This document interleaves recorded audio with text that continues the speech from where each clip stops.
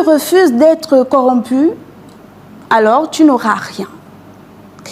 Il fut un temps où les valeurs se tenaient droites, comme un phare guidant les âmes égarées.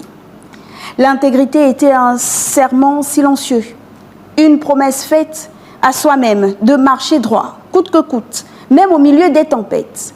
Mais aujourd'hui, un poison insidieux ronge ses fondations. Ce poison, c'est la corruption. La corruption ronge nos sociétés comme un cancer. Elle infiltre les institutions, dénature les valeurs et étouffe les espoirs de plusieurs citoyens. Partout où elle s'installe, elle laisse derrière elle méfiance, injustice, frustration et inégalité. Comment bâtir une nation prospère lorsque les ressources publiques censées servir l'intérêt général sont détournées pour enrichir une poignée d'individus? Comment espérer une justice équitable quand ceux qui abusent du système échappent à toute responsabilité grâce à des pots de vin? Comment promouvoir la compétence quand celui qui a le pouvoir de valoriser ne valorise que ceux qui appartiennent à son clan?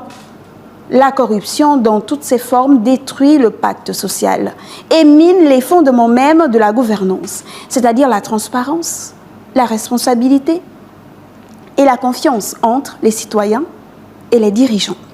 Derrière chaque scandale de corruption, il y a des écoles non construites, des hôpitaux sous-équipés, des routes impraticables.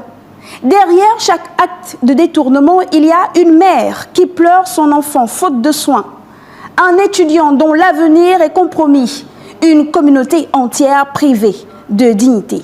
Refuser la corruption dans un monde où elle est omniprésente, c'est souvent s'exposer à l'isolement, au mépris et, dans certains cas, à l'échec social. Dire non à une offre, à un fonctionnement douteux, à la facilité, à un pot de vin ou un passe-droit, c'est courir le risque d'être mis sur la touche. Dans les sphères professionnelles, cela peut signifier la stagnation de carrière, la perte d'opportunités, la privation de reconnaissance, le harcèlement moral ou encore la marginalisation. Et là, c'est avec beaucoup d'ironie que l'on parlera de vous dans les couloirs. Ah, voilà encore cet individu étrange, ce spécimen rare, celui qui ose refuser de jouer le jeu. Dans un monde où tout se négocie, où tout a un prix, lui, il préfère garder sa conscience tranquille, son intégrité. Quel gâchis!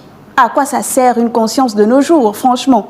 À quoi ça sert de vouloir faire son travail correctement? Ça ne paye pas les factures, ça ne remplit pas le frigo, et encore moins les poches. Mais vous savez quoi? En vérité, celui qui refuse d'être corrompu, il y gêne. Non parce qu'il est incorruptible, mais parce qu'il a la force de se regarder en face. Et il nous amène à regarder ce que nous sommes devenus. Cependant, le véritable danger de la corruption réside dans l'indifférence qu'elle finit par engendrer. Nous risquons de baisser les bras, de croire que rien ne peut changer. Pourtant, c'est précisément là que réside l'espoir, dans la capacité à dire non, à exiger des comptes, à revendiquer une gouvernance basée sur l'éthique et l'intégrité, à toujours rappeler ce que nous méritons en réalité, même si on fait semblant de ne pas nous entendre. Il est temps de traiter ce cancer qu'est la corruption, avec de la détermination. Cette détermination que ce cancer-là exige, cela passe par des lois intransigeantes, des dirigeants dignes, une justice indépendante, des managers intègres et une société civile vigilante. Cela passe aussi et surtout par une révolution des mentalités, car la corruption ne prospère que là où elle est tolérée.